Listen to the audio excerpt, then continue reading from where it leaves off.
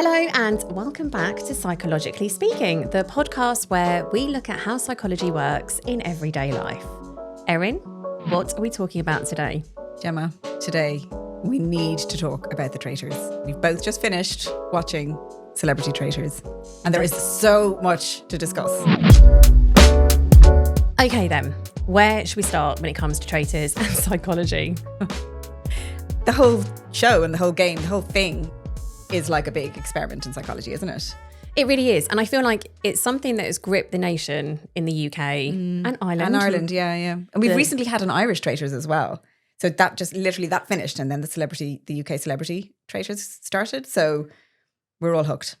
But from a psychology perspective, so I'm finding it interesting just watching, but I'm also finding it really interesting thinking about things like how does a group work in practice, and how do we influence others? Yeah. How do we make decisions? There's so much that has come out of it. How do we build trust? So something I found really interesting about the difference between the celebrity traitors and the non-celebrity traitors is that obviously the celebrity traitors, they all know each other beforehand, or at least they know of one another. Whereas the non-celebrity one, they have to start from scratch in forming judgments, in building trust, or as the case may be, deceiving each other. And so it's quite a different, even that in and of itself is quite different, isn't it? It really is. And I think about how this applies to the real world. Because when I'm watching this, the whole time I'm thinking, does that? And there are so many similarities, which I know we'll be touching on today for sure. And I think bringing those, people already have judgments with the celebrity traitors before they've entered the house. But equally, people are bringing influence as well. Yeah. So if they're very successful, for example, in their careers, or very well known, very likable, hello Alan Carr, or very well known for being smart, Stephen Fry. They're bringing that with them before they've even entered that castle. So I think it's really interesting. And I want to delve into what we can take from the celebrity traitors, how that applies in the real world, but also what we can take from the non-celebrity traitors and how that applies as well. But I think that's also what gets you hooked really quickly with the celebrity version is we know those people as well. And they were great they're not Z-list celebrities. I mean, who was in charge of putting that group together? Because they absolutely nailed it. 100%. They need a pay rise. But I also think that's why they were such bad traitors. By the way, spoiler alert, if no one's watched Celebrity Traitors yet. We are going to be talking about who won. 100% we are. Okay. But I think that's why they were such bad traitors. And they knew they were bad traitors is because, well, some of them knew each other before. Some of them have these personas that are quite likable, funny. And I think that clouded their judgment. But that applies in the real world as well. Yeah. So when we're making judgments about people, situations, we are bringing what we already know. So think about things like confirmation bias. Yeah. When we expect something to happen or we're in a new situation, we very much find evidence that aligns with our beliefs or confirms our beliefs, our thoughts, our experience in the past maybe. And I think you can definitely see that in the celebrity version, which is why I think partly why Alan was so under the radar to the end. And do you know what really struck me when I was watching it as well? I was delving for some of my psychology textbooks. Not that I keep them to hand, by the way. I was going to say, you're a better person than me if you've got those.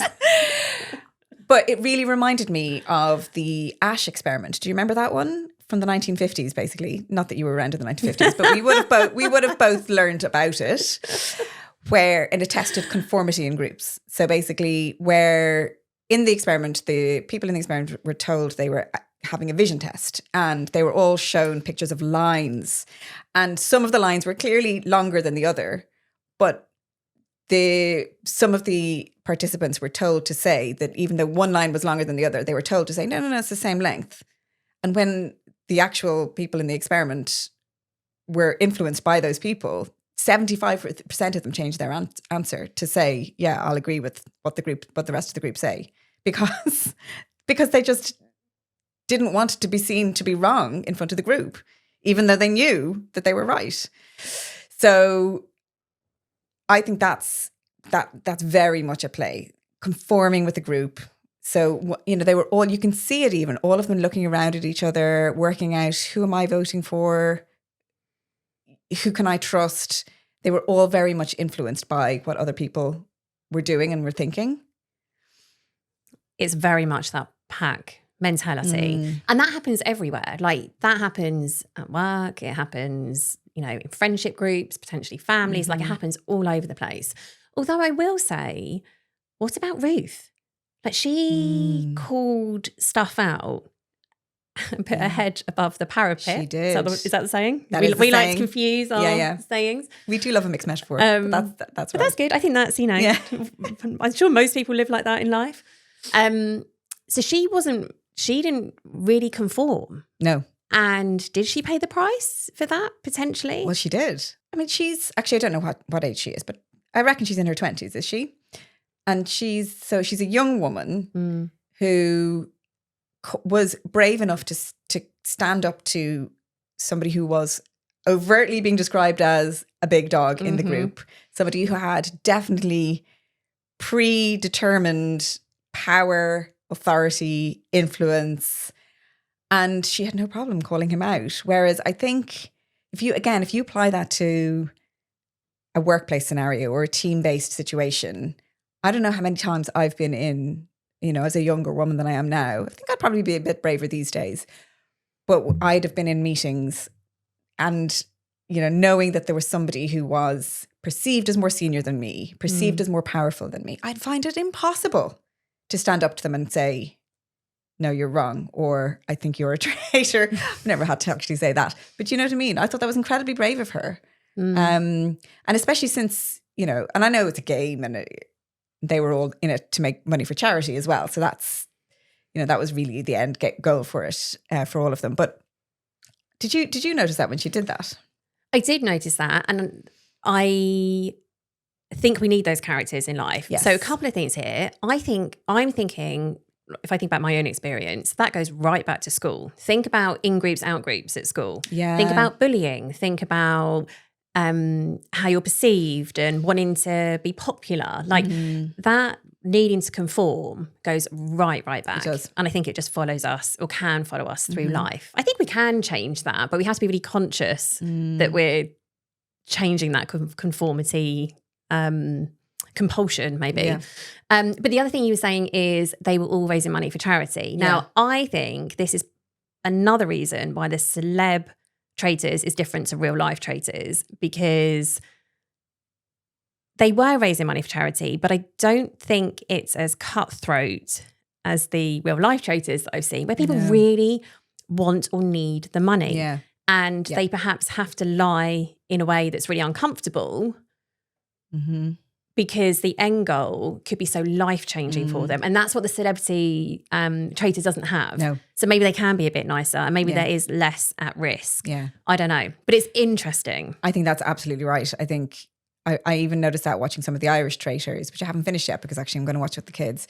But even in watching some of that, I noticed immediately they were just more into, they didn't mind so much fighting with one another, being a bit more adversarial. Whereas in the celebrity one, it was almost like they were kind of collaborating for the same end goal. And they were. Yeah. So there's kind of a lot to learn from that. Again, if you want to take some learnings for the workplace. And tell me, are there still big dogs in the Irish normal traitors? Or is that very much a celeb I think thing? it's a celeb one because those two characters, Stephen Fry and Jonathan Ross, are such big names and big kind of national treasure type. I was going to say macho, not necessarily. It's sort of the alpha male in the group. In the Irish one, no, there was different interesting dynamics though. Like, for example, and this isn't a spoiler, you do find out this out at the beginning, there was a father and son in it. Neither of them knew they were going in. And then they didn't reveal to the rest of the group. So they had to spend the entire time pretending that they didn't know each other. So that's a really interesting dynamic. When the group started deciding on one person and voting for the same person, they just kept going with it. And some people just stuck with it, even though they might have had evidence to the contrary. What's that all about? I think it comes back to that confirmation bias partly. where you get a thought, an idea, belief in your head, and you just find evidence all around you to confirm it. So I guess really what we should be doing in life is finding moments to challenge that and asking ourselves, maybe having a bit of self-awareness, which comes into one of my favourite topics, as we know, emotional intelligence, which I'm sure we'll touch on in most episodes. But I also think, do you think there's something around that sunk cost fallacy as well? So where you don't want to abandon a belief or an action or a strategy because it feels too painful to do that, even though maybe abandoning it would be beneficial. Yes. And actually that reminds me of the commitment and consistency principle, which is a principle from way back. Again, I'm citing all the old ones today from the 80s. A little bit. I mean, we were actually around in the 80s.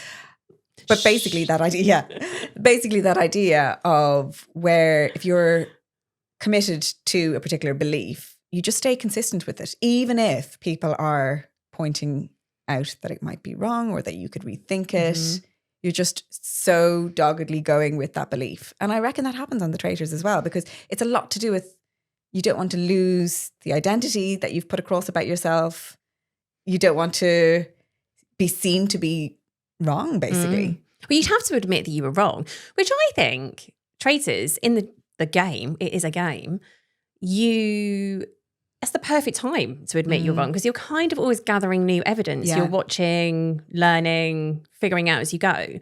But even then, I think it's such a painful thing to admit failure something didn't go to plan that we can just hold on to the way that we were going. This applies to so many things. Think about like running a business when it's not going well, a relationship that should have ended, that hasn't, investing, people that just kind of keep throwing money at something.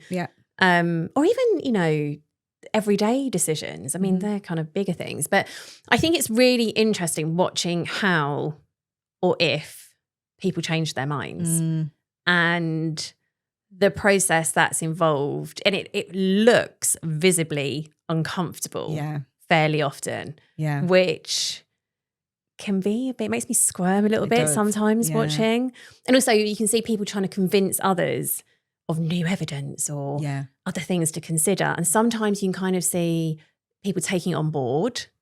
And I guess sometimes people change their mind, but sometimes they're like, well, actually, I'm just going to go with this because that's what I've always thought. But it's interesting because, I mean, that's an everyday thing. How do you change your mind? Yeah. And it is genuinely very hard. You have to raise yourself up from where your beliefs are and almost look at yourself from on high and look at the situation with different perspectives. You talk about this quite a lot with emotional intelligence.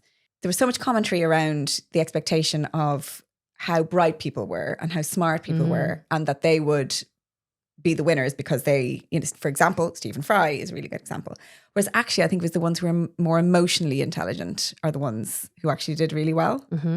Like Joe. Although I know he didn't win because obviously, again, spoiler alert, but he was there right to the end. Yeah. And a lot of what he was saying and observing was correct. Yeah. Not everything. But I think he probably found it quite frustrating that people weren't listening. Yeah. But do you know what I found interesting about that as well? Is he kept trying to find different ways of saying it. Yeah. Or different ways to present the information. I mean, that's kind of emotional intelligence 101, isn't it? Absolutely. It's not what you want to say, it's what the other person hears. And he also did a really good job of regulating his own emotion. And I wonder if that's to do with his rugby background. Maybe. Like you have to be so calm, collected. And it is a strategic game. Obviously, you have to be physically very fit, but you have to be mentally very fit to play something like that on an ongoing basis. Yeah. So he did not get overwhelmed by his emotions at all. He just kept going. He stayed steady. He stayed sure of himself. Now, sometimes you could say that he went with this kind of consistency principle thing where he was like, right, I'm just going with this and I know this is what it is. Although the thing was that he was right. Until the very end. And Kat, we've got to talk about Kat. Like she was the favourite. Well, Alan and Kat were the favourites in my house. But she was definitely one of the favourites. And she played such a calm, consistent game. and was under the radar. I mean, this is another thing I was thinking about, going back to this big dog theory, which I love. I love calling them big dogs. Because she wasn't a big dog. She's in that environment. Like the big dogs were Stephen and Jonathan. Yeah. And they kept the other contestants or players, so they can tell, I don't know, kept calling them big dogs. Yeah. And they were saying there's this big dog theory that it's got to be you, it's got to be you. It's got to be one of the big dogs.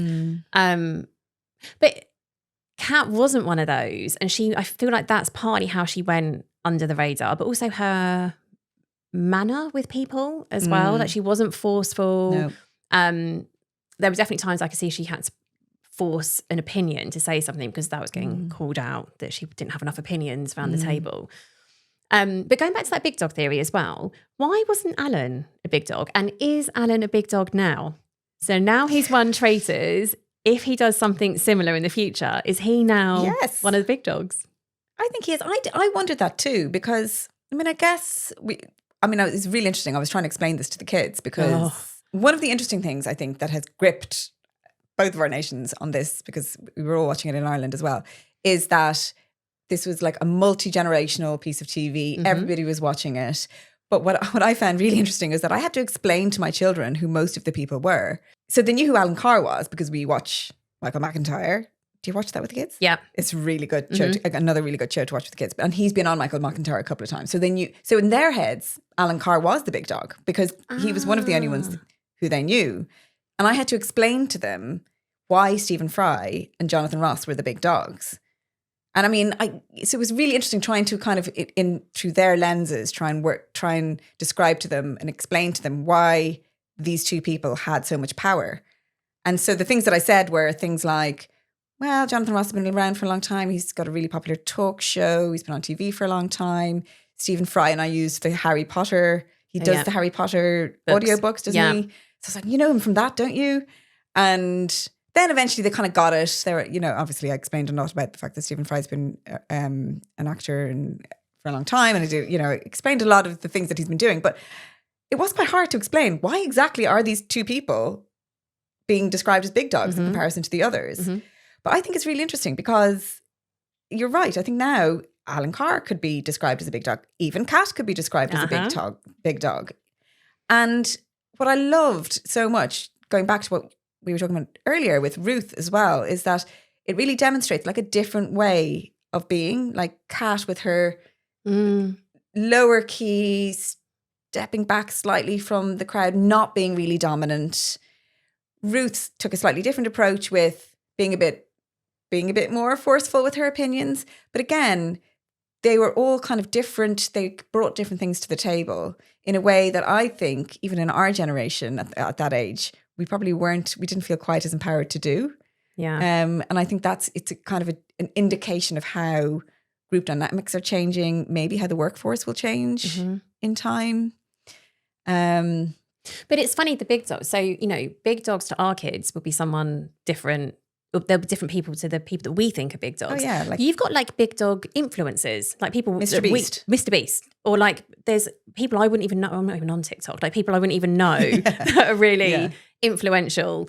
So I guess that's interesting in that your big dog depends on your world and depends on your perspective, which is interesting because it applies to so many different parts of life.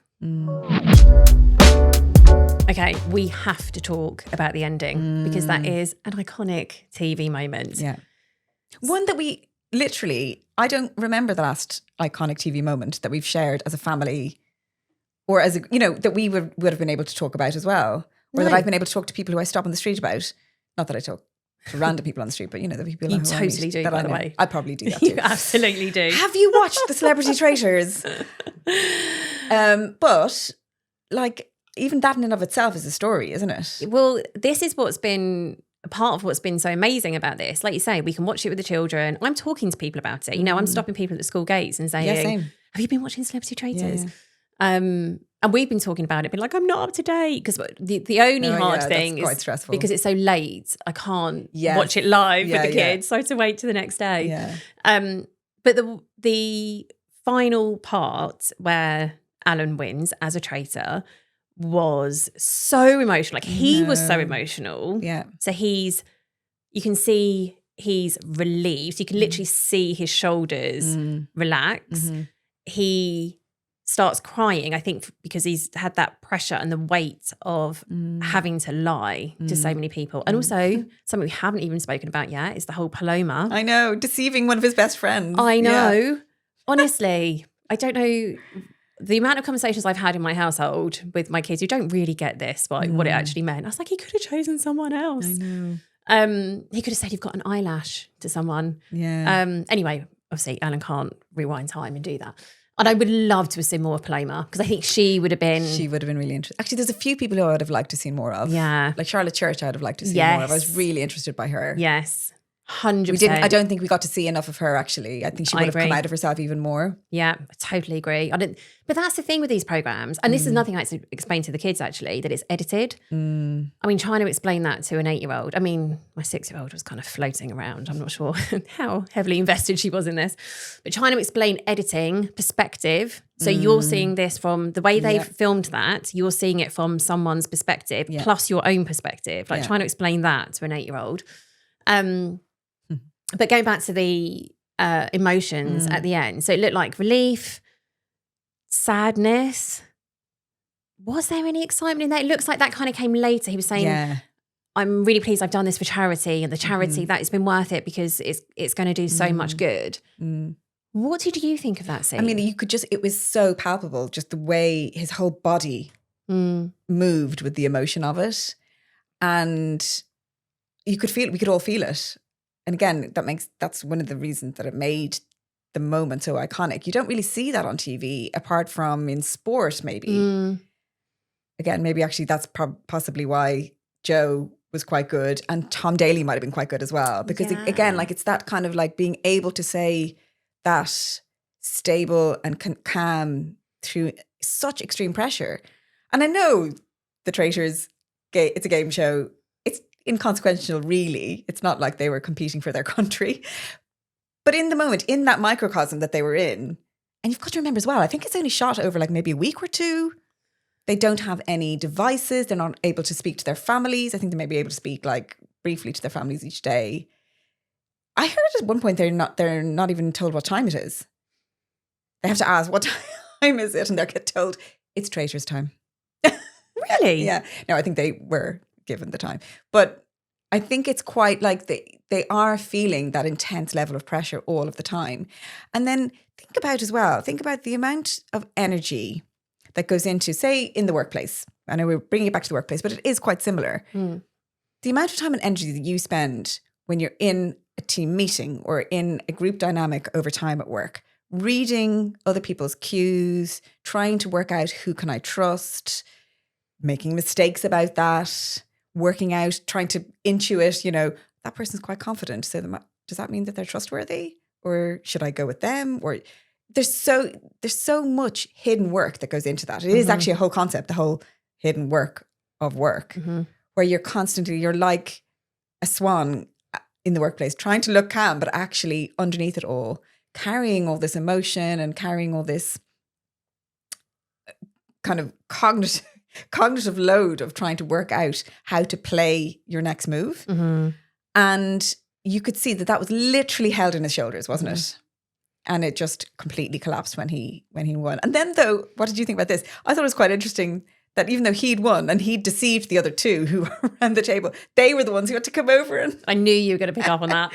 and sympathise with him. Yeah. I mean, there was part of me that was like, oh, give Alan a hug. I love Alan Carr, by the way, even pre this, but even more so now. Yeah. Even though the Paloma part, I'm a bit like, oh, I struggled with that. But I was like, it's a game, Gemma, it's a game. But it reminded me of my children. So when say more. When they do something that isn't great and there's some kind of situation and they get in trouble and they get upset and then you end up having to comfort them, which is kind of fine for children, I think. Yeah, I think. But I was like, oh my God, that's what that dynamic is like. But it goes to show how well liked Alan Carr is. Because I think if it had been someone else, other people may not have had that same empathetic, caring response to someone that's just been deceiving them for, what felt like years, but was probably a week. It was only a week, yeah. But it was interesting. And I think it made me think about the emotions that we carry around with us all the time as well. Like if we are ever forced to lie, I'm trying to think if there's a reason, like a good reason to lie. And there is, like sometimes in life we can't say everything, or it may not be the right time to share things. We may not want to share things. It happens at work all the time, like especially at the moment where lots of organizations are going through big waves of redundancies, and there'll be levels in the organization, say managers who know what's going to happen next, but they aren't able to tell their teams yet. So they have to walk around knowing potentially that members of their team are going to be let go, and hold on to that. And it's not lying, but it is a bit, it will feel deceitful. And that's a really heavy thing to have to go around with. Yeah, I agree. But even like little lies, like I had to tell a little lie yesterday in Space NK, and I to the point where we were together last night, I felt the weight of that and I had to share that. It actually bothered me. So a bit of context. Go on, tell us. I'd run out of foundation and had to buy some foundation in Space NK Which yesterday. is an absolute emergency. Before filming. Obviously, it was genuinely, I had to send you a message and be like, I've got to make an emergency stop. But when I was in Space, they didn't have what I needed, but they could order it in. So, but before this, the lady was trying to match the colour for me and said, I said, I've got to get this. I've got some work on the next few days. And that's what I'm kind of doing my emergency stop. And she said, so what do you do? And I said, I'm a psychologist. And she said, so are you here for a conference? And I couldn't be bothered to say, no, I'm filming a podcast and explain that. And I was just a bit like, so I just said, yeah. So stupid. Honestly, it's such a ridiculous. What if she'd asked you, what's the conference? Oh, I don't. And then I was like, well, she's probably thinking they must get loads. And it's in my head. So I didn't need to tell this lie. So in my head, I'm then thinking, well, they must have loads of conferences in the Bournemouth International Centre. That does fit. Yeah, I could just say, I'm not even staying in Bournemouth, but I could, she probably thinks I'm staying here. So then it transpires they don't have the foundations. They're going to have to order it in. And she says to me, we can get it delivered to your house. And I was like, oh, no. Because if it's delivered to my house, you're going to know I live down the road. And then how do I explain the fact that I've come in here for a conference and I'm staying? Then in my head, I'm like, and what if she thinks that I've left my children to go and do some work when I didn't really need to? I mean, the woman doesn't know I've got children at this. Oh, no, maybe she does. I don't know. So I'm kind of tying myself up. And so I said, no, don't deliver it to home. I'll come and collect it. And then I said, because I might be in on the weekend to get my kids some school shoes. So then she knows I'm down the road. This woman does not care. Anyway, so I'm kind of feeling like, oh God, this is just ridiculous. But I'm getting there. Like I can get through this. So I make the order and I'm going to have to go and collect it when I go and get school shoes, or I might pop in like later at some point this week. And to pay for it, she was like, I need your home address to pay for it. She puts in my postcode and she's like, I won't say where, but she's like, da-da-da. And I was like, yeah, down the road. Just why didn't I just, and like, why? And then I was like, but I'm not staying right in Bournemouth. Because I'm not, like, we're further. And I was just like, I'm getting myself into a whole host. And I did not need to tell that lie. However, what I will say about this story is the weight of that was obviously playing on me, because as soon as I'd met you, you've flown over from Ireland, had quite a stressful time getting on the plane. That's my story that I tell you. Like, it's insane. So the weight of things like that can stay with us. Definitely. And that's just you buying a foundation. Imagine actually being told that you actually have to lie and you're being on national television as you do it. Like, what must be going through their heads at all times? Which leads to my question for you. Yeah. Would you choose to be a traitor? I think I would, because it'd be a bit of crack. I was not expecting that from you. Were you not? No, I wasn't. Well, I think because in normal life, I'm not like that. So I think I actually wouldn't mind having a bit of an opportunity to play that role. I don't know if the weight of the lying would make me crumble. I mean, I struggle telling a lie about where I live. to a random person, I don't know how well I would sleep in that situation. And I would be petrified of what people would think of me once they found out the truth, which I know is part of the game. But I think if it's only a short amount of time, so where it is an issue, so actually what we're talking about really is cognitive dissonance, isn't it? So cognitive dissonance is just this idea in psychology where you are having to act in a way that is contrary to your own value system or your belief system. So it happens a lot when you're working in a culture that you don't really get on very well with. And that's really problematic over a long period of time where you're having to constantly act against your beliefs. But if it's only a short bit of time and it's for a bit of fun, I might be all right with it. I'd like to give it a crack, that's for sure. Let's do a quick good, bad and blurry of being a traitor. Okay, that's a good one. Having the experience of telling those lies and being deceitful, I think it'd be quite a fun experience potentially, as you were saying. Any other good? And having the experience of how it feels as well. That's quite good, isn't it? Like you don't always get that. And I think you could have some fun with it as well. Yeah. Do you know what I would enjoy? Is like leaving little clues around the place. I would find that quite amusing. Yeah. And directing things in different ways. Okay. Bad. Oh, the weight of it. I mean, look at poor Alan. I know. Look at how upset he was. And actually, he's not the only example. I've got other examples of non-celebs as well feeling that way. So that must be pretty universal of like feeling the relief. And also, but maybe the sadness about having to lie. Yeah. Blurry. It's all blurry. When's it not? Yeah. I think it must be quite confused. I think it must be a very confusing experience for the traitors. And, oh God, the acting. We haven't even touched on the acting. Pretending to be surprised. All of that was so interesting. Because that was the other thing you're right, we haven't covered, is that so many of them are actors. Yeah, that's what I was trying to explain to the kids. I was like, that guy's an actor, that lady's an actor. Like and so it's really much harder to judge based on the fact that they're obviously very good at acting. That is very true. Okay, let's go to the tombola. From one game to the next. I just love that sound. I know you do. Are we ready? Yeah. You ready? I've got a good spin in there. Shall I open? You open. Okay, I'll open. Okay, let's hope this is a good one. And just a reminder, we have no clue what's written on these. Yeah. I'm going to do that by the microphone next time. I've just realised though, if you're opening it means I have to answer. So I have to find a way to deflect it. Oh, you'll like this one. How can I be more optimistic in life? Oh, I love that. I knew you would. Yeah, we like a bit of optimism. Optimism is such an interesting topic, isn't it? So, shall we say what we always say? I think that needs a whole episode. Should we do an episode on optimism? Let's do it. But let's say briefly, what amazing thing about optimism is that there's a whole concept called learned optimism. So optimism isn't just about blind hope for the future. It is about your own belief that something that you can influence your future in a positive way.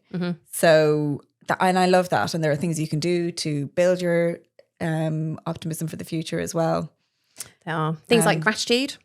Yeah. Or noticing good things. Like it doesn't have to be gratitude exactly, i.e. these are the exact things I'm grateful for. It can even just be, I noticed these 3 good things happened today or 3 interesting things. And the idea is that you can train yourself. If you build that into your routine regularly, you can then train yourself to spot more of that. So we're training our brains, attention and focus and where that goes.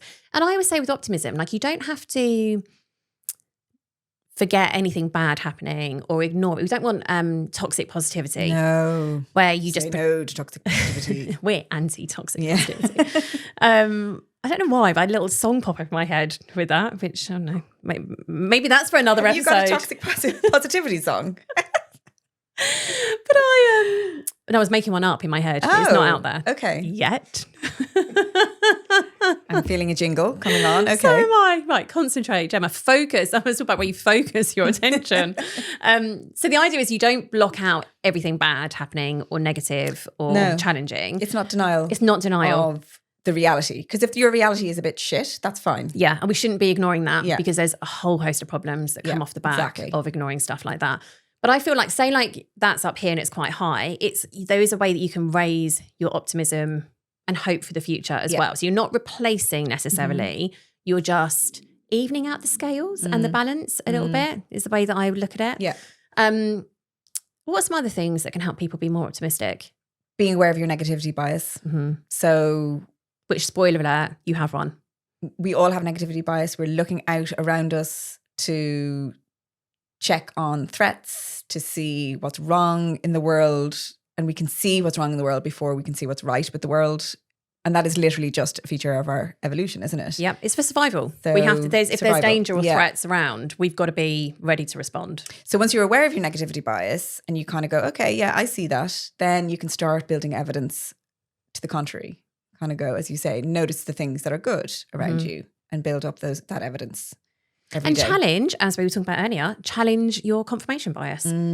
So if you are have a more pessimistic outview, we don't have to keep finding confirmation for why that should be the case or why that's correct. We can start challenging that. Think about, how would other people view this situation? Yeah. How could I look at this differently? How else could I interpret that information? Just having those little moments of kind of challenging yourself a bit to see things potentially differently. And then and again, another build on that, more little things to do. So little bits of evidence of your own efficacy, little bits of evidence of your own power, So, and this is quite aligned to the concept of self-efficacy, isn't it? Which we like talking about quite a lot as well. But just do those little things every day that'll make you go, yeah, you know what? I rule. Love it. And we know there's so much research in the positive psychology world. So Martin Seligman was big on optimism. We know that you categorically can influence your own optimism levels. Yep. So we might be born with a natural level, high, low, medium. Think of it on a scale of 1 to 10. You might be a 3 naturally. And you may never go from a 3 to a 10 in terms of optimism level, but you can probably learn to nudge yourself from a 3 to a 6, 7. And I think that's a positive way to go. And a positive way to live. I'm definitely an ambimist. I've just made that up. I don't know whether it's a word, but I'm constantly going between pessimism and optimism. Is that quite exhausting? I'm moving. It's exhausting. It's exhausting. But it keeps me grounded. Gives you something to do. It gives me something to do. It's not like you have moving a busy myself life. up the scale all the time, every day, finding little power moves to get me going. I love the power moves. You talk about this stuff all the time. I think I'm naturally more of an optimist. However, that doesn't mean that You are never a pessimist. I am also sometimes. But sometimes I feel like actually I might be too much of an optimist. Where I take on things that I probably shouldn't do. Take on challenges that might be a little bit too big sometimes. So anyway, let's save that. Yeah, let's save that one. I think that's a really good one to unpack at some point. Do you know what I'm feeling optimistic about, Gemma? No. Lunch. Me too. Your stomach has been rumbling for the last 5 minutes. So if anyone hasn't heard that so far, that's my stomach rumbling. You might hear a little groan in the background. I'll add that into my jingle when I create it. Don't worry. It'll be background noise. I'm very optimistic about lunch. I'm starving. So I think we should skedaddle. But before we go, we would like to ask if anyone enjoys the podcast, please feel free to share it. Like it, rate it, all the things that people ask you to do. We need to feed Gemma. I need